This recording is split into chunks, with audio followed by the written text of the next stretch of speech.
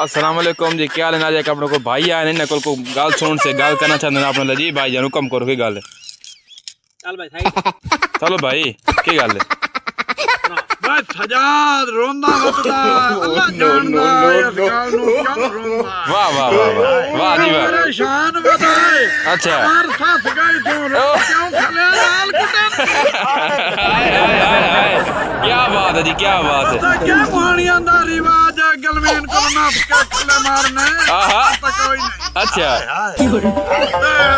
जरा छुड़ावन में ना हुआ पौना पे जरा कसम खुदा दी